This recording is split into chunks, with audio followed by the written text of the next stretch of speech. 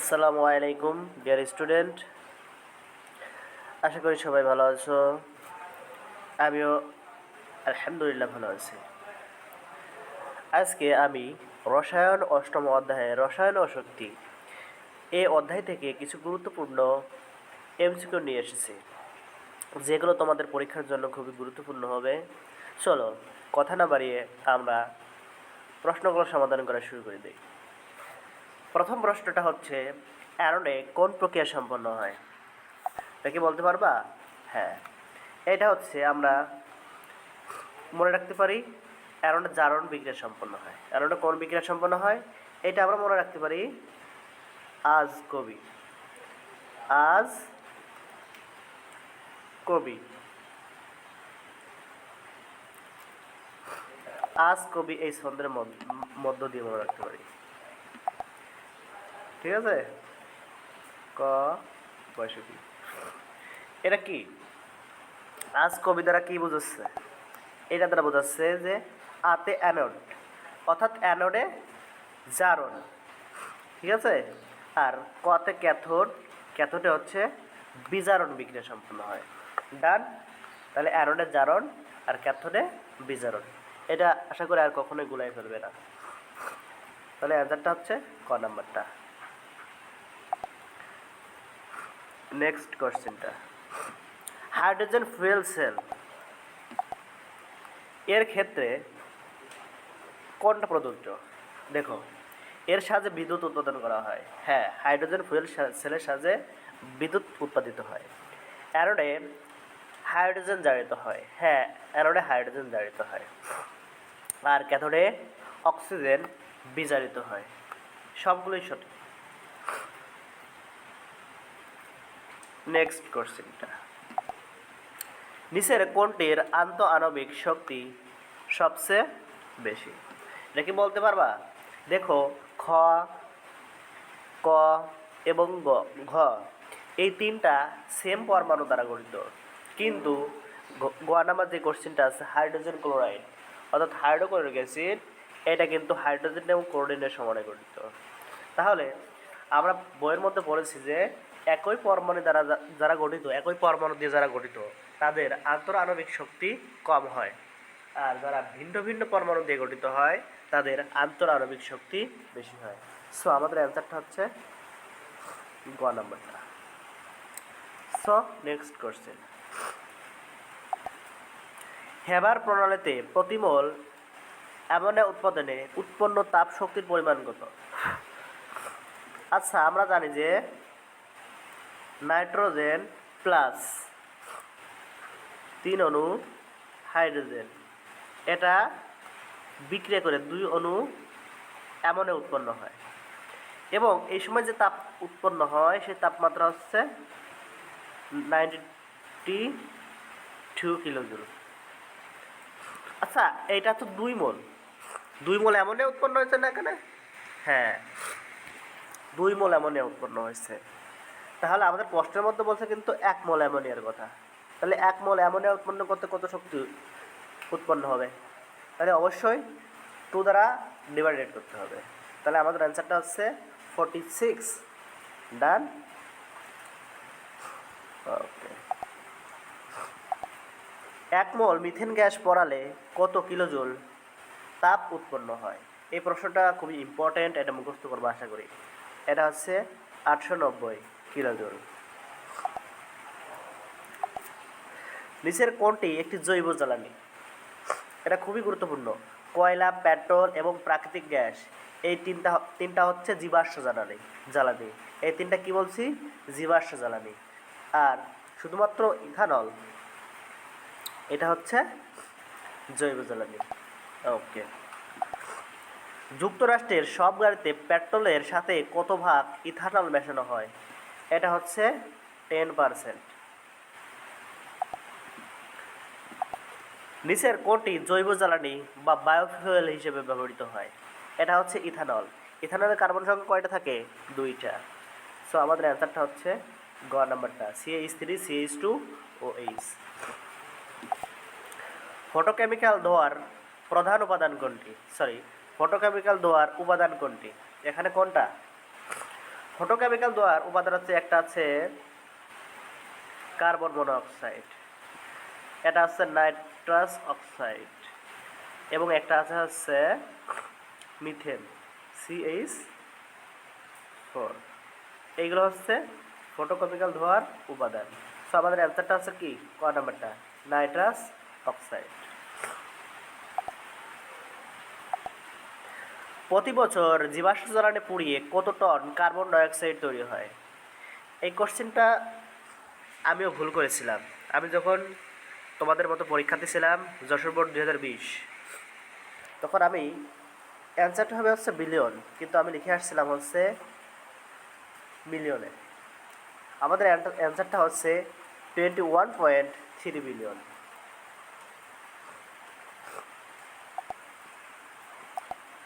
Photochemical ধোঁয়ার উপাদানগুলো কি কি? একটু আগে এটা লিখে আসছি। এটা আছে মিথেন,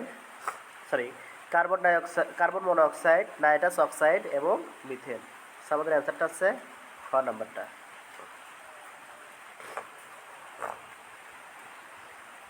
নেক্সট, স্বল্প বায়ুর উপস্থিতিতে কাঠ পোড়ালে স্বাস্থ্যের জন্য মারাত্মক ক্ষতি কোন গ্যাস উৎপন্ন হয়? এটা পড়লে পরে পাঠ্য বই পড়লে পরে বুঝতে পারবা, এটা হচ্ছে কার্বন মনোক্সাইড। বায়ুমণ্ডলের কোন উপাদানটি বেশি তাপ শোষণ করে ধরে রাখতে পারে? আমরা প্রত্যেকেই আশা করি এই প্রশ্নের সাথে সম্পৃক্ত।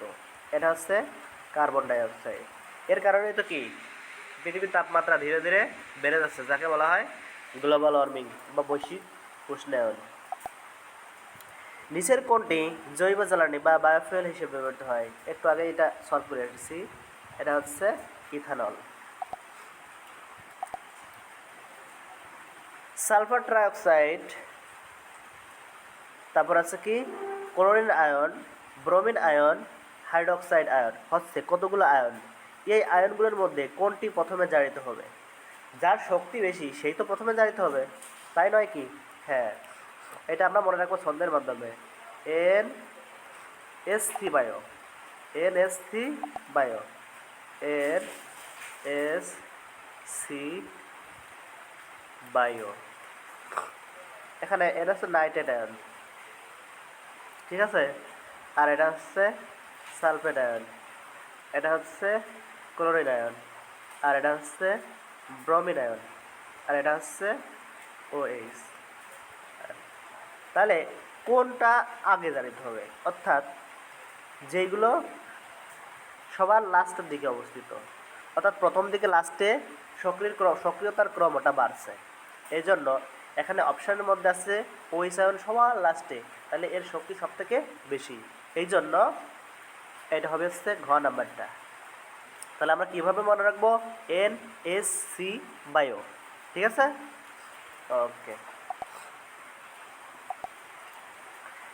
গলিত সোডিয়াম ক্লোরাইডের মধ্যে তড়িৎ বিশ্লেষণের সময় অ্যানোডে কোনটি উৎপন্ন হবে?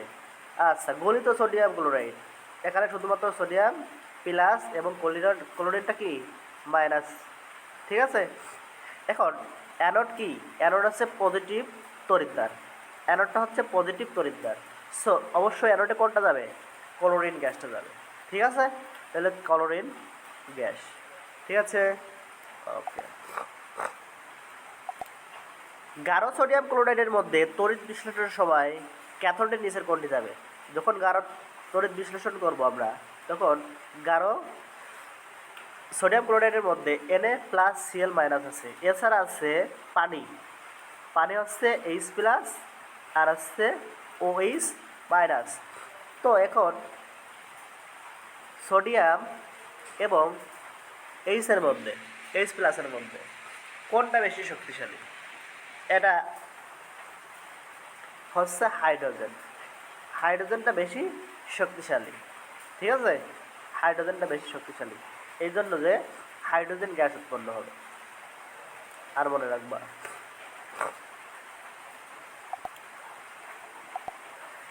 পানির তড়িৎ বিস্ফোরণের সময় ক্যাথোডে কি বিজারিত হয়? পানির মধ্যে কি থাকে? H+, O H minus. Cathode বলছি যে অ্যানোড পজিটিভ তড়িৎদ্বার আর ক্যাথোডটা হচ্ছে নেগেটিভ তড়িৎদ্বার। সো নেগেটিভ তড়িৎদ্বারে অবশ্যই পজিটিভ যা আকর্ষণ করবে, সো হাইড্রোজেন যা আকর্ষণ করবে। ঠিক আছে, ওকে। পানির তড়িৎ বিশ্লেষণের সময় তড়িৎ পরিবাহিতা বাড়ানোর জন্য নিচের কোনটি ব্যবহার করা হয়? এটা হচ্ছে সালফিউরিক অ্যাসিড ব্যবহার করা হয়। সামান্য পরিমাণ সালফিউরিক অ্যাসিড যোগ করা হয়ে থাকে। সক্রিয়তা সিরিজে কোন ধাতুটির সবার উপরে অবস্থিত? এটা কোন ধাতুটা সবার উপরে অবস্থিত? আমরা একটা ছন্দ শিখছিলাম, তোমরা হয়তো জানো কিনা জানি না। এটা হচ্ছে লিকে বাকানার, লি কে বা কা নার, ম্যাগাইভার গুণের নাম ম্যাগাইভার এলো। মন যেন ফিরে, কাঠ নিয়ে 3 পাবে, কাঠ নিয়ে 3 পাবে। ঠিক আছে, এরপরে আরেকটু আছে,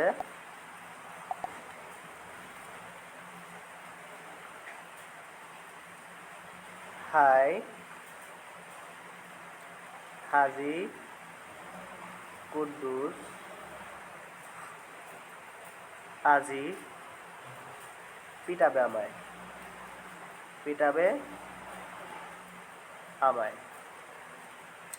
এখানে মনে রাখবা লিতে লিথিয়াম, লিতে কি মনে রাখবা?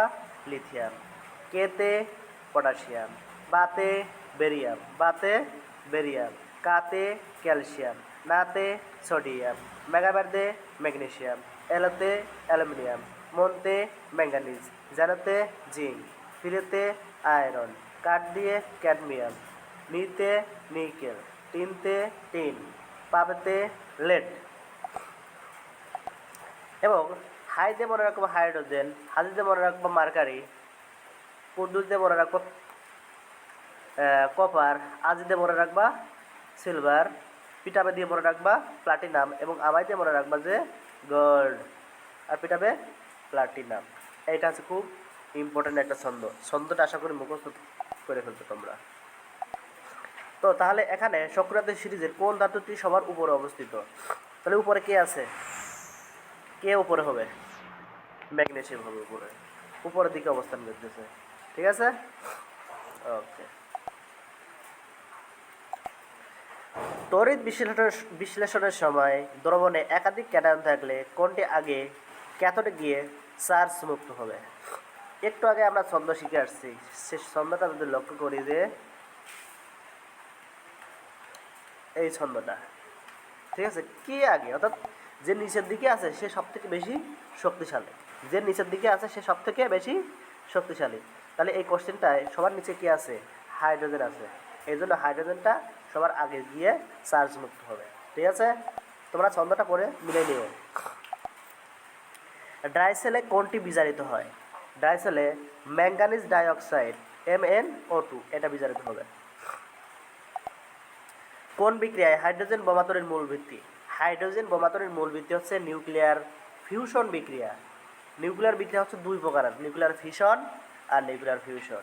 এখানে ফিউশনটা সব থেকে সেন্সিটিভ, অর্থাৎ হাইড্রোজেন বোমা তৈরির মূল ভিত্তি এটা। নিউক্লিয়ার বিক্রিয়ার সময় তেজস্ক্রিয় নিউক্লিয়াসকে আঘাত করা হয় সাধারণত কোনটি দ্বারা? এটা হচ্ছে নিউটন দ্বারা আঘাত করা হয়।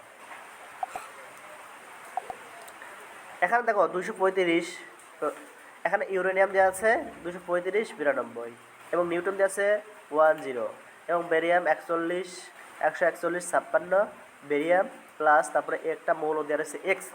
এখানে একটা মান চাইছে যে A সমান কত। তো এটা যেহেতু উপরে রয়েছে, ঠিক আছে, এটা কি বলছি উপরের দিকে রয়েছে, তাহলে আমরা বাম পাশে উপরেরগুলো যোগ করব। 235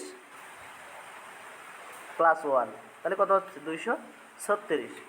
সেমভাবে আমাদের বাম সাইডেও 236 হইতে হবে। কত হইতে হবে?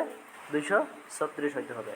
তাহলে 141 প্লাস এখানে কিন্তু 3টা নিউটন রয়েছে বা ডান সাইডে নিউটন কয়টা 3টা, তাহলে 141 প্লাস 3 কত হচ্ছে 144, কত 141 প্লাস 3, তাহলে পাচ্ছি হচ্ছে আমরা 144, তাই তো। এখন 236 থেকে 144 যদি মাইনাস করি পাই আমরা 2, আর 4 আছে কত হলি 13 হয়, 9 হলি হাতে বেড়ে, তাহলে আমরা 92, ঠিক আছে। সেমভাবে যদি নিচের কোনো অংশ চাইতো তাহলে নিচেরগুলো আমরা যোগ করতাম, দুই ভাষা সমান বানাইতে হবে। এটা হচ্ছে ভরবেগের সংরক্ষণশীলতার সূত্র অনুসারে। ফটোকেমিক্যাল ধোঁয়ায় নাইট্রাস অক্সাইড থাকে, হ্যাঁ। ওজোন স্তর ক্ষতি হয়, হ্যাঁ। কার্বন ডাইঅক্সাইড থাকে, কি নাকি কার্বন মনোঅক্সাইড থাকে, কার্বন মনোঅক্সাইড থাকে। তাহলে আমাদের অ্যান্সারটা হচ্ছে 1 ও 2। নিচের কোনটি তড়িৎ অবিশ্লেষ্য, অর্থাৎ তড়িৎ বিশ্লেষণ করে না? এই নিচের এখানে কপার সালফেট তড়িৎ বিশ্লেষণ করে, হাইড্রোজেন সালফেট তড়িৎ বিশ্লেষণ করে, সোডিয়াম ক্লোরাইড তড়িৎ বিশ্লেষণ করে। তার তড়িৎ অবিশ্লেষ্য হচ্ছে গ্লুকোজ C6H12O6। লবণ সেতুতে কোনটি ব্যবহৃত হয়? মনে রাখবা, লবণ সেতুতে sodium nitrate, potassium chloride, potassium nitrate, এইগুলোকে লবণ সেতু হিসেবে ব্যবহার করা হয়। অপশানে তাহলে আমাদের কোনটা আছে? Sodium nitrate. এজন্য আমাদের অ্যান্সারটা আছে সোডিয়াম নাইট্রেট। ডাইসেলে ম্যাঙ্গানিজ ডাইঅক্সাইড জারিত হয়ে কোনটি উৎপন্ন হয়? Mn2O3, Mn2O3, এটা মনে রাখবা। শুষ্ক কোষে জারিত হয়ে এটা হয়। হাইড্রোজেন ফুয়েল সেলের জ্বালানি কোনটা? ফুয়েল সেলের জ্বালানি হচ্ছে অ্যালকোহল। কি? অ্যালকোহল। মিথানল, ইথানল, এগুলো হচ্ছে কি হাইড্রোজেন ফুয়েল সেলের জ্বালানি, অর্থাৎ জীবাশ্ম জ্বালানিগুলো। তাহলে আমাদের অ্যান্সারটা কি পেট্রোলিয়াম তো জৈব জ্বালানি? এটা আমাদের অ্যান্সার নয়। তো আমাদের অ্যান্সারটা হচ্ছে 1 এবং 2। ক্যাথোডে আগে কোনটি বিজারিত হবে? হ্যাঁ, এই কোশ্চেনটা আমরা আগেও সলভ করে আসছি। সক্রিয়তা সিরিজের সবার নিচে অবস্থান করতেছে কে? যে অবস্থান করতেছে সেই হচ্ছে আগে বিজারিত হবে। তাহলে অ্যান্সারটা হচ্ছে সিলভার। কারণ আমরা পড়ছি যে হাজি কুলাঙ্গার বা কুদ্দুস আজি পিটাবে আমায়, আজি হচ্ছে সবার নিচের দিকে রয়েছে প্রায়।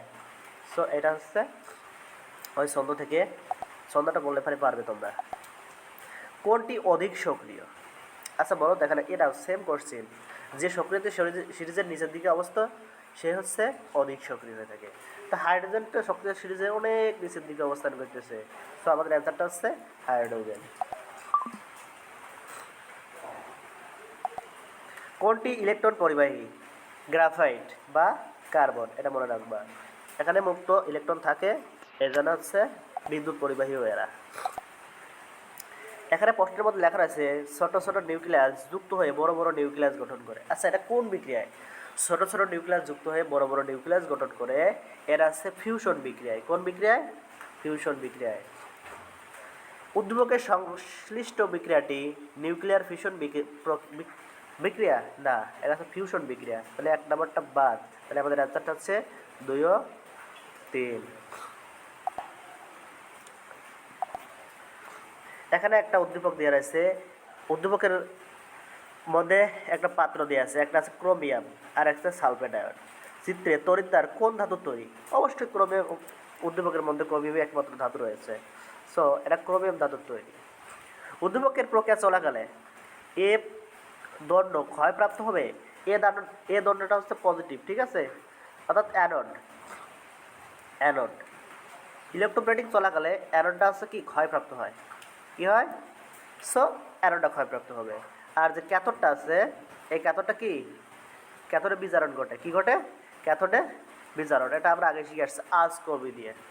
অ্যানোডে জারণ, ক্যাথোডে বিজারণ, এটাও সঠিক আছে।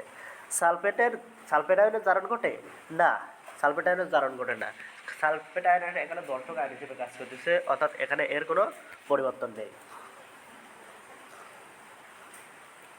এটা হচ্ছে বাদ। তাহলে পর আমরা অ্যান্সার হচ্ছে 1 ও 2।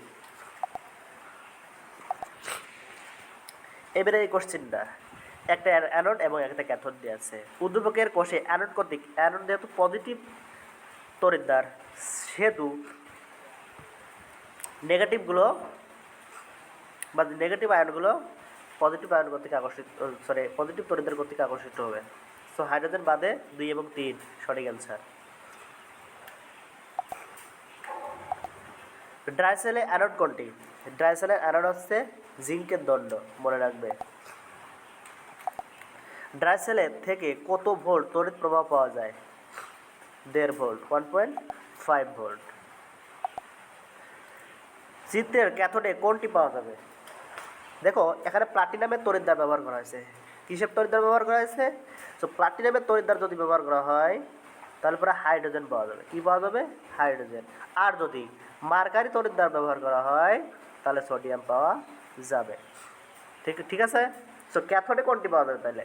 তাহলে যেহেতু এটা হচ্ছে প্লাটিনামের তড়িৎদ্বার, সো এটা মনে রাখবা যে হাইড্রোজেন গ্যাস পাওয়া যাবে। তড়িৎ বিশ্লেষণের সময় বা মাধ্যমে কোনো ধাতুর উপর অন্য ধাতুর প্রলেপ দেওয়াকে কি বলে? এটা হচ্ছে ইলেকট্রোপ্লেটিং বলে। আর যদি জিঙ্কের প্রলেপ দেওয়া হয় সেটা হচ্ছে গ্যালভানাইজিং বলা হয়ে থাকে। আর রাবারের প্রলেপ দেওয়াকে বলা হয়ে থাকে ভলগানাইজিং। ঠিক আছে, এটা রাবার, এটা জিঙ্কের প্রলেপ দেওয়া। আর ইলেকট্রোপ্লেটিং হচ্ছে তড়িৎ বিশ্লেষণের মাধ্যমে, তড়িৎ বিশ্লেষণ। ঠিক আছে, ওকে।